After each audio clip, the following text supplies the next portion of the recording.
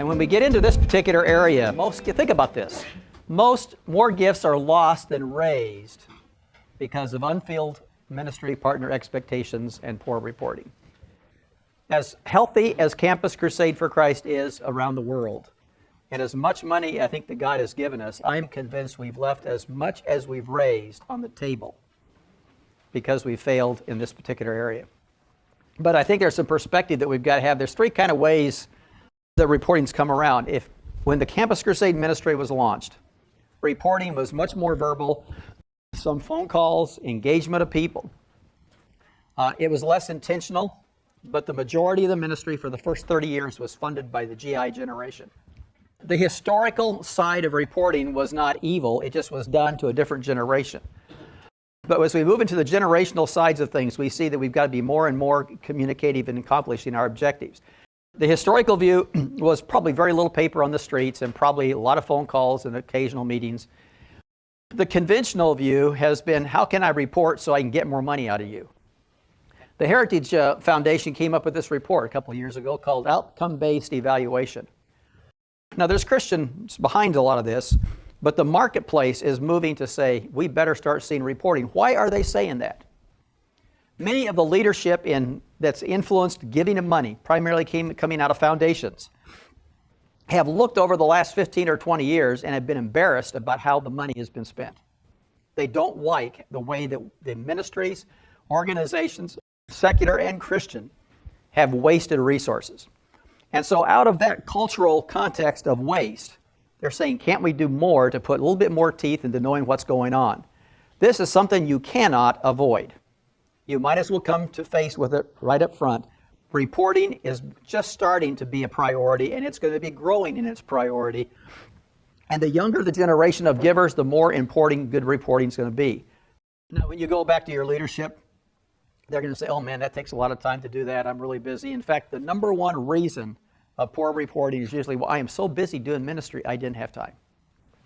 This is probably valuable to remind us that what we're seeking to do here is not something that just the steward and the donor is pushing on us. It's something that Scripture did over and over and over and over again. So you can go into Genesis, or you can go into the book of Numbers. And what is Numbers about? Numbers. Real simple. What do we look at when we find Psalms? We find all kinds of phrases and expressions that show how God is concerned about all those little details. You go into Malachi and he's doing the same thing. So we're not looking at the books, but any place you pick up, you see a thread of accountability and reporting. New Testament's the same way, and how accountability was required at different places. I think it's good for us to recognize that this is not just technique to raise money. This is a biblical admonition and a biblical model from Genesis all the way to Revelation. If God is concerned about the numbers of hairs on our head and the birds of the air and counting our hair, whether we have some or don't have some, He is concerned about that detail. He wants to know how we're doing. With that particular picture in mind, I'm going to take you a little bit further into some of this. Why we see that a lot of times it's more the numbers. A lot of times that's what the ministry thinks we got to put out. The accountability is, what are you doing? What did you hear from Steve 3 or 4 times just in the last 45 minutes? This word right there, trust.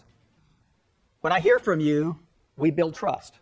When I don't hear from you, I lose confidence. We have a tendency in Campus Crusade to only want to share when it's good. And if we can't find it to be good to say, what do? We go silent. But we've tried this. We really feel like we've been having some attacks over here. This just didn't work like we planned. We're going back to square one. Hang on, 2 weeks from now, we hopefully have some more direction. That's okay. They much prefer, as our friends out there, to know that we are struggling and realigning than silence. The use of the funds provided. They want to know how, we kind of perceive this as it's all God's money. And you've transferred from God's money to this account over here, and it's God's money. How does the partner feel out there? Now, they may know it's God's money. Some of them don't know that.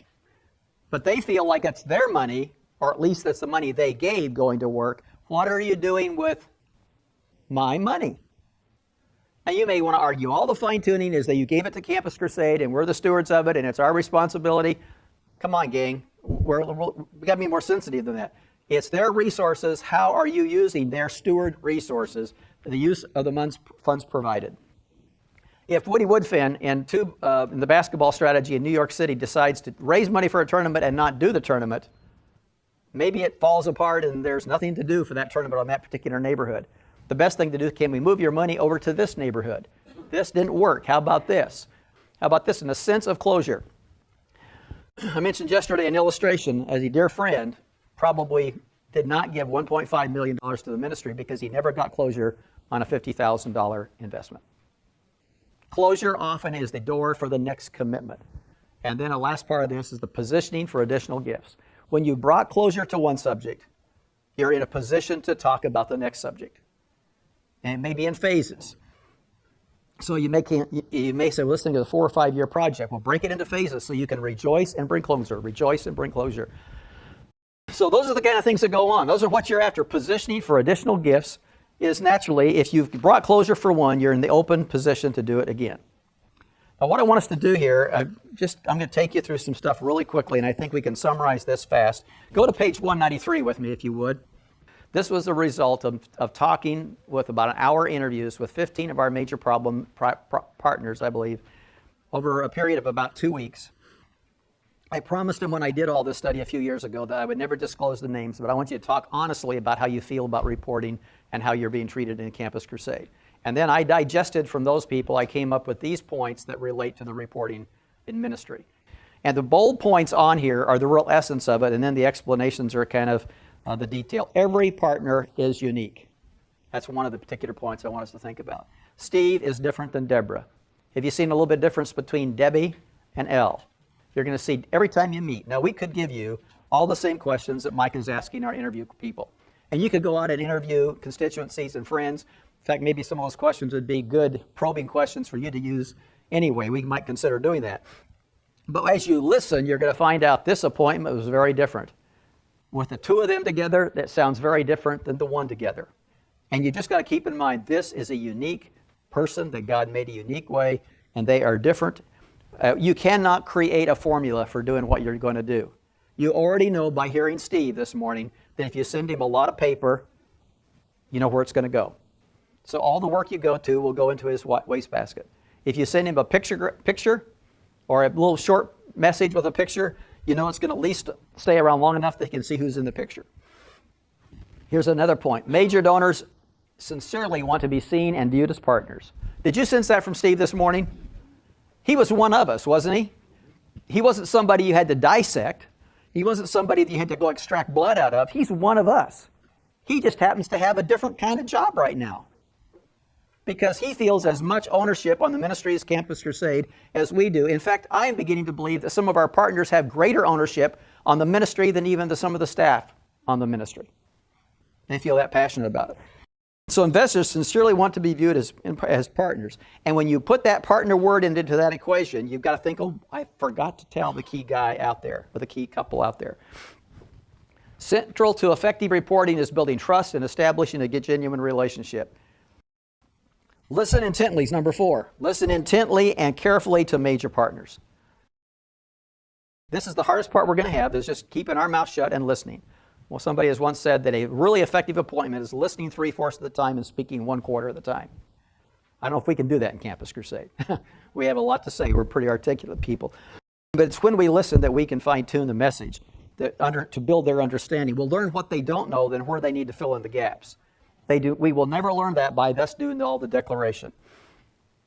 5 is up there. Ongoing, regular, interactive communication that includes status reporting is critical to long-term relationship. What was Steve wanting? What kind of forms of reports would Steve like? Short and sweet. Usually the picture, about the people, the stories. What was Elle looking for? Or Debbie, either one of those yesterday. Prayer requests. Now, if you're going to work with Elle and Debbie, prayer requests are very critical. I think they're critical to Steve, and probably more so to Deborah. But he says, I'm a bottom line guy and I'm moving pretty fast. So if you send something to the couple, there's a photograph, and then maybe there's 3 prayer requests on a second page, 3x5 card. Because you've heard him speak to Deb, you better send us some prayer requests, and then a footnote, oh, by the way, these things are happening.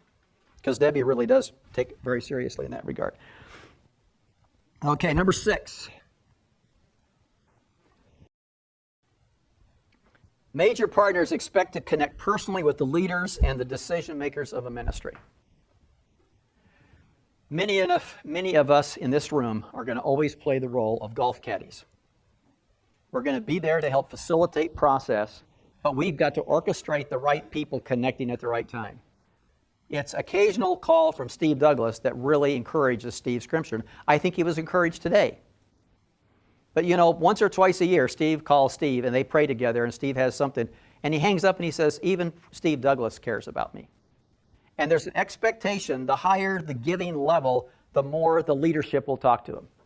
So you'll be needing to orchestrate that. And if it's always you talking about them, you will probably ceiling in the capacity that they'll give because they're not connected. They are expecting to connect. Some people are very blunt about this. They will not talk to you, or they don't mind you bringing him in, but they've got to see the leader, and the leader sometimes has got to do the ask before they decide to give it. Honesty and transparency are paramount to this process. Realize that you can put even the honest issues of failure in the positive process of learning. Never assume, never take the major partner for granted. Really a big danger out there is, well, they will understand that we've really been busy. I've heard one guy about a year ago in a high-level role on Campus Crusade. He says, the partners understand that I'm traveling all the time and I don't have time to make these phone calls. That's dangerous. All I'm saying is you're on dangerous territory when that becomes the issue. Now, the mission is big, but who is owning the mission with you? You see, when you have the attitude that you're busy and they can wait, you really relegated them to the donor part, not to the partner part. So when you hear those kind of languages, make sure you step in and say, no, I think you're going to make a phone call anyway. This is really important. You schedule it, you dial the number. Age makes the difference.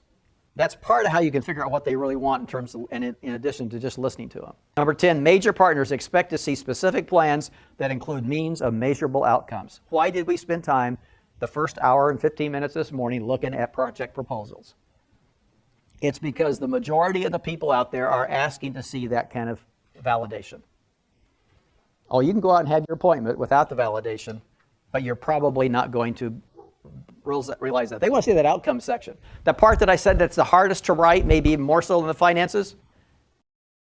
If you're going to invest my money in your thing, now I know we said it's ours, but in their mind, that's the way they're calculating. If it's my money going for that thing, what can I get out of this deal? What is God's kingdom going to look like differently from that investment going forward? With rare exception, major partner today is hard at work and making money. Major partners are interested in opportunities that make a significant difference. I think one of the more difficult things for us to face in funding right now, and it's an internal need we have, is this whole area of leadership development. They want to make a significant difference. They would not want to sponsor a development institute unless they were inclined toward developing people.